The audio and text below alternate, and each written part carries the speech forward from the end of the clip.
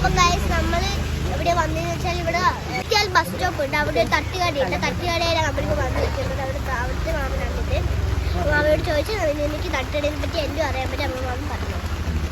അതായത് തലമുണ്ട കുന്നത്തിയാൽ പറയുന്ന ബസ് സ്റ്റോപ്പിലാണ് ഞങ്ങളിപ്പോൾ ഇരിക്കുന്നത്. അപ്പോൾ ഈ ബസ് സ്റ്റോപ്പിൽ കുറച്ച് കാലമായി റഷീദ് ബസീന ദമ്പതികൾ ഒരു ചെറിയ തോതിൽ ഒരു തട്ടുകട സ്റ്റാർട്ട് ചെയ്യും. ആ തട്ടുകട പ്രധാനമായും കല്ലുമ്മക്കായി വളരെ ഇവിടുത്തെ ഫേമസ് ആണ്. പല നാടുകളിൽ നിന്നും പല ഭാഗത്തു നിന്നും 15 രൂപക്ക് ഈ കല്ലുമ്മക്കായി കിട്ടുന്നൊരു പ്ലേസാണിത്. അതുപോലെ തന്നെ ക്വാളിറ്റിയുള്ള ഐറ്റമാണ് കൊടുക്കുന്നത്. വളരെ വിശ്വാസയോഗ്യമായി കഴിക്കാൻ പറ്റും. യാതൊരു തരത്തിലുള്ള അജിനോമോട്ടോ പോലുള്ള ഒന്നും ഇല്ലാത്ത ഒരു ബെസ്റ്റ് സംഭവമാണ്. അതിന് പുറമെ എണ്ണക്കടികൾ അത്യാവശ്യം വേണ്ടുന്ന എണ്ണക്കടികൾ ഓർഡർ എടുത്ത് കൊടുക്കുന്നതാണ്.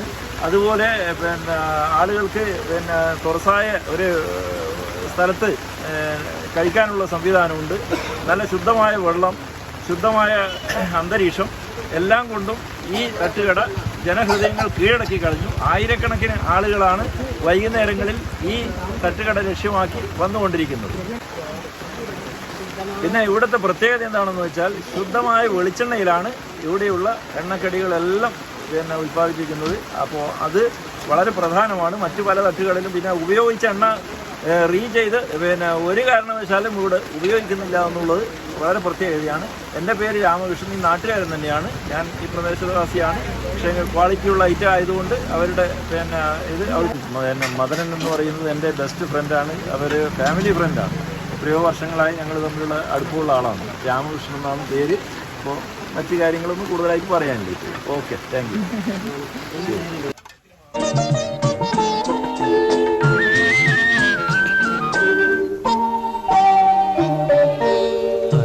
അനുരാഗാനം പോലെ അഴകിൻ്റെ അല പോലെ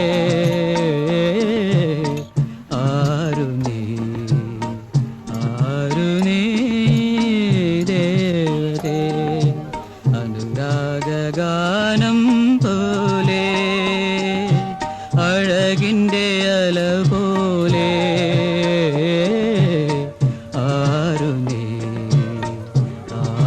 നീ ദേവതേ.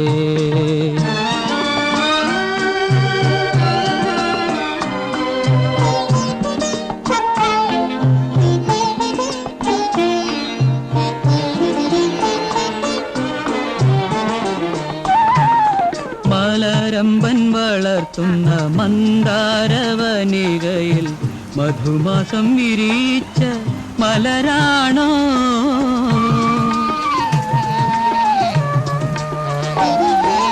മലരമ്പൻ വളർത്തുന്ന മന്ദാരവനികയിൽ മധുമാസം വിരിച്ച മലരാണോ?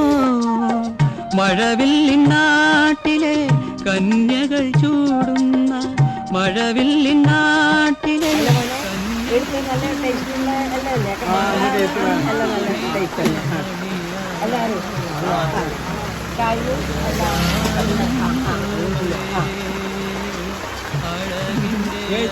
ഇല്ല, നമ്മൾ കഴിക്കില്ല, കഴിക്കണം.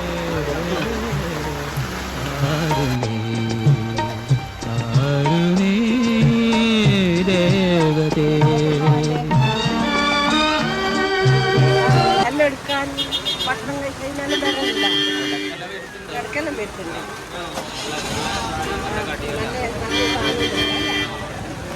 എപ്പോൾ ഇവിടെ ഭയങ്കര തിരക്കാന്നല്ലേ? എല്ലാവരും നല്ല അഭിപ്രായം പറയുന്നുണ്ട്. അതല്ലേ?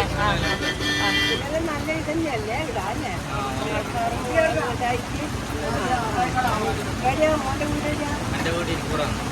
ഓക്കെ. ആ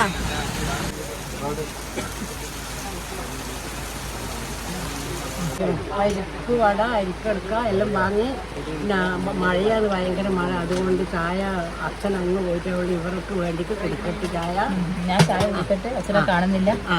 അച്ഛനെ കാണുന്നില്ല, അച്ഛൻ അങ്ങ് പോയിട്ടാണ് ഉള്ളത്. അതുകൊണ്ട്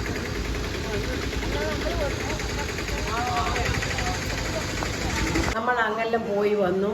അന്ന് ആടുന്ന് ഒരു തട്ടുകട കണ്ടു. ആടുന്ന് എല്ലാം ചായയും ഇത് അരിക്കടുക്കി എല്ലാം തിന്ന് വന്ന് കുറച്ച് പാർസലിങ് വാങ്ങുകയും ചെയ്ത് ഇത് ഇവിടെ വന്ന് ചായയും എല്ലാം തിന്നുക ചെയ്യുന്നു.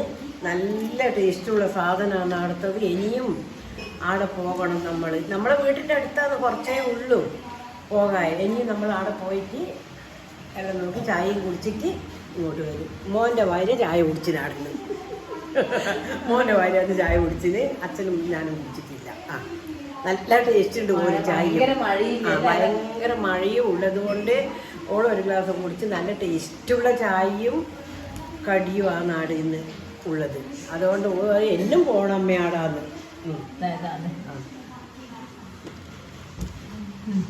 ബാക്കിയുള്ള കണ്ണിനും അലങ്കൃതി എല്ലാം അവരെ രണ്ടാളും കഴിച്ച്, കണ്ണിനും അലങ്കൃതിയും ടീഷർട്ടും കഴിച്ച്.